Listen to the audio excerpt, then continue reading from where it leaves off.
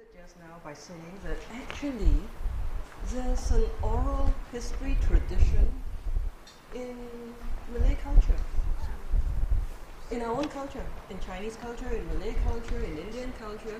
We actually come from a tradition, a culture of oral history. And what does that mean? We hear grandmother stories all the time. Sorry, Dr. Poor has been making this point. Why we never say grandfather stories, we always say grandmother stories. Why we always say must interview our grandmother, never say we must interview our grandfather.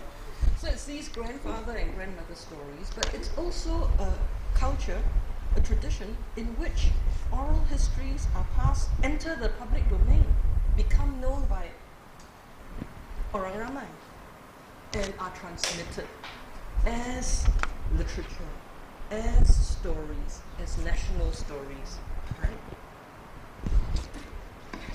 So actually, as she said, so then what I want to the first point I want to talk about now is that actually there's been a lot of research, linguistic research, into the structure of stories, how stories have to be structured if they are to be stories. You see, we've been saying there's a difference between interviews done by journalists, like what Emily might do if she were doing a research, she had an assignment for The Edge. You go and ask people, actually not for stories. You want to know facts. What did Bloomberg do in China? You want to know opinions. What do you think? Who do you think will win the elections in 4 years' time? How successful do you think Bersih will be with the new leadership? Journalistic interviews ask for facts and they ask for opinions. Oral and straight interviews, the sort that we are talking about, we want facts and opinions too, but we want to have the facts and opinions embedded within a story. We don't want to say, what do you think? Did you really do that? Right? We want to elicit a story because facts and opinions invariably are contained within stories if they are really stories. Now, what do I mean by the linguistic structure? The linguists, in order to be able to tell a story, you have to do three things. Even the littlest story, if it is a story, and a life story is actually a combination of several stories. Story has three linguistic elements. One is the event. It's usually an action. And then May 13th happened. And then I returned to Malaysia. And then I decided to become a politician. That event. But when you relate an event, and then I went to Germany, you usually follow it up with a description. Oh my God, it was so cold. It was October, and I was freezing.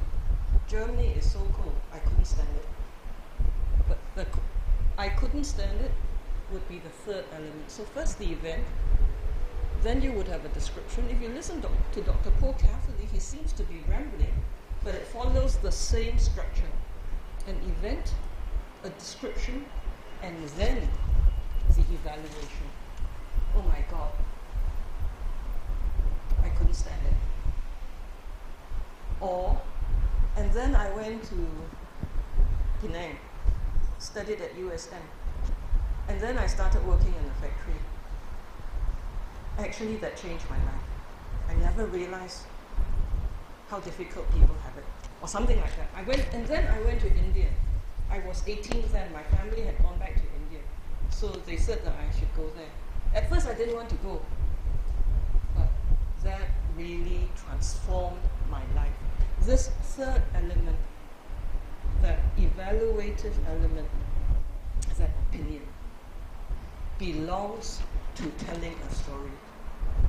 If you are able to get a real story, it will always contain these three elements. And in fact, if you have a transcription, and you have a real narrative, a real life history narrative, if you manage to elicit, to get that person into telling you a story, and you don't interrupt that person, you will see that that transcript consists of various segments. You can actually segmentize that transcript of that interview, and it will be a series of enzymes. And you see, I made it easy for you. It's not my CV. It's actually, Diana Wong was born in 1951, and then she went to Singapore, and then she had an education there, and then when the family went back, she was left behind in Singapore, etc. It's the series of and then. Okay, now if that is the case, see, when you interviewed me, you asked, how did you feel? What was it like for you?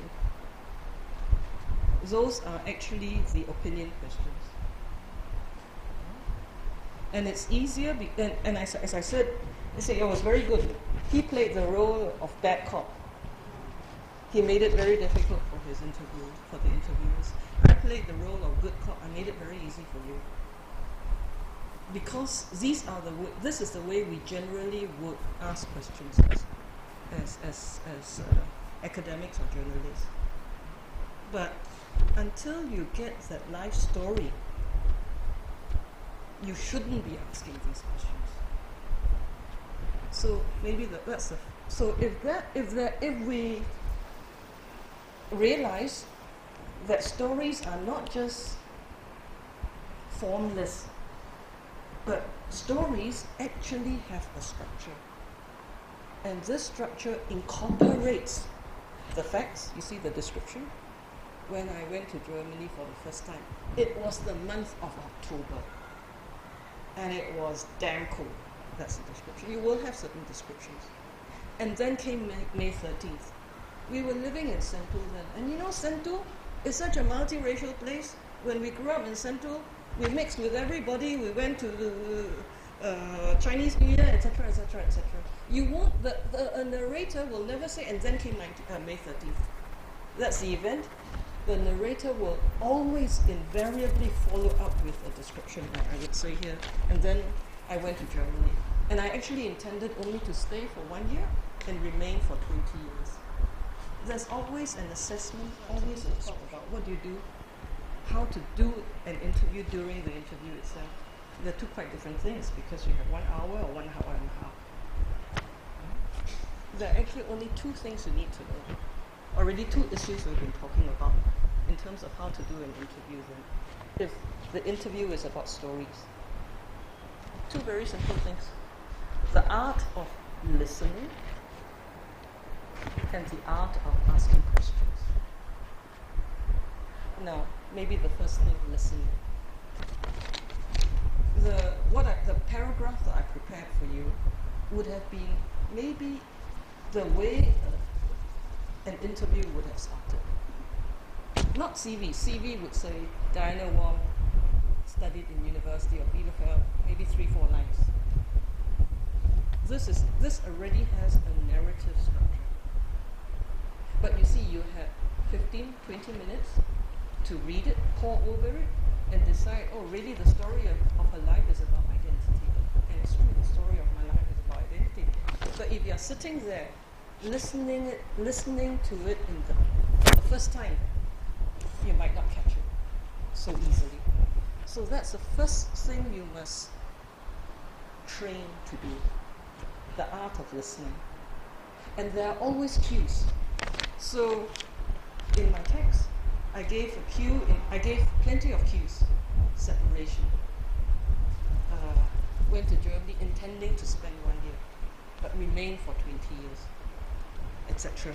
There are always cues. Now these cues, like Dr. Poh says, these cues are actually context cues. If you don't know what separation was, then you say, oh, then what? When was separation, Dr. Poh? If you don't know what May 13th was, then you get somebody. So what was May 13th? You get that person off onto a descriptive mode. What you want is the event mode, the event mode, and you want the assessment actually as a record for one particular event. So the art of listening is very important. And listening, the art of listening is primarily about context, about knowing the context, and also about being sensitive to body language and verbal language.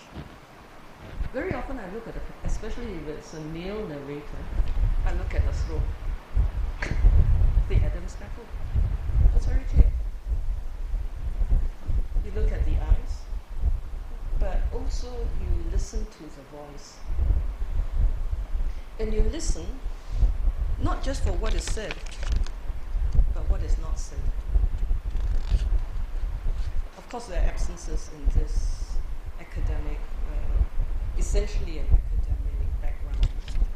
Okay, now, so the art of listening is easier said than done, but it is the art which has to be practiced. And that's why the art of questioning becomes so important. Because if we already have a list of questions in our mind, actually we have our own agenda. And we want to ask the questions that we want to ask. And if we have 10 questions, we must get those questions finished, ticked off before the hour is over, which may not be what that person wants to say. So it's important to have a list of questions prepared, but the question is when to put the question.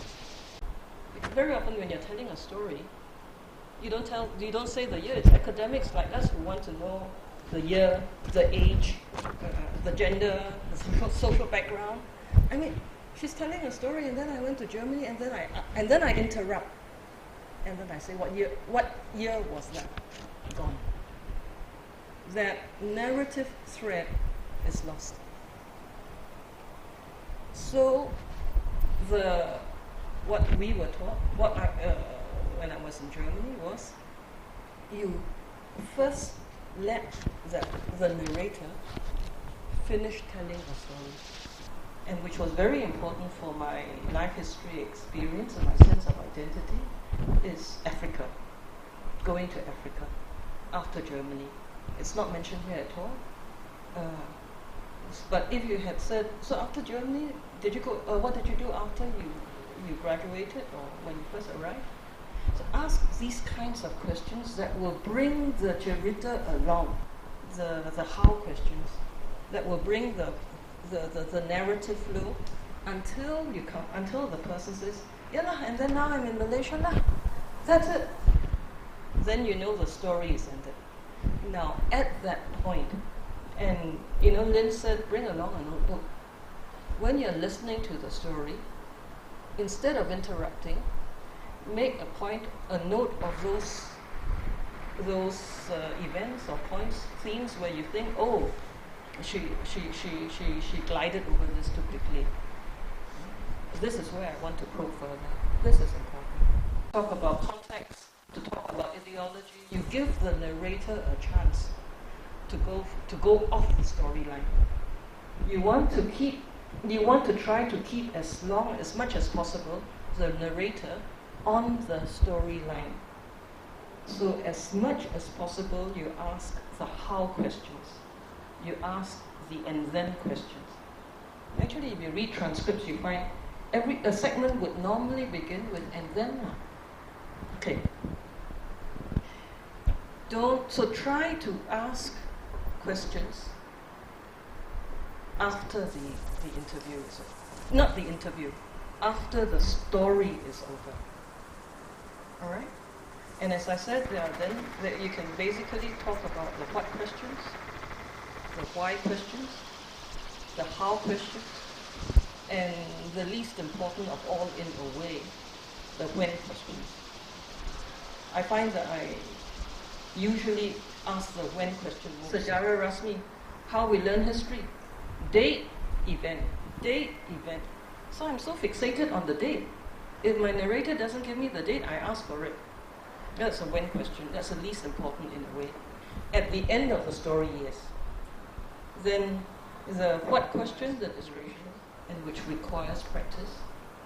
I mean, my text was littered with references to Malaysian history. Independence, separation, etc. But if you don't know the significance, remember to do that. I have always found this question very useful, very productive. At the end of the interview, when I finished all my questions, if I remember to ask the narrator, do you have anything more that you would like to say? And it's amazing. Sometimes they'll say, no lah, and wait a bit. But, and then a whole new story comes out. And you just have to make sure that you have your recorder on. Because usually when you're finished, you switch off the recorder. That dari hati, the most interesting, the most important stories come out at the very end, because that person, the narrator, is finally, if you have been successful in establishing rapport, has finally got into a narrative mode. You don't want to get a story out of somebody who doesn't want to tell you the story.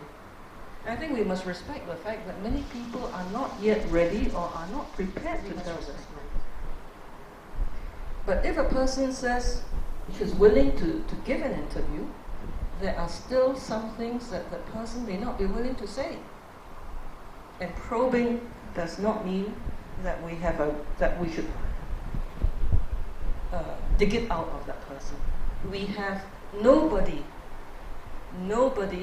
has a right to somebody else's story. And we certainly don't.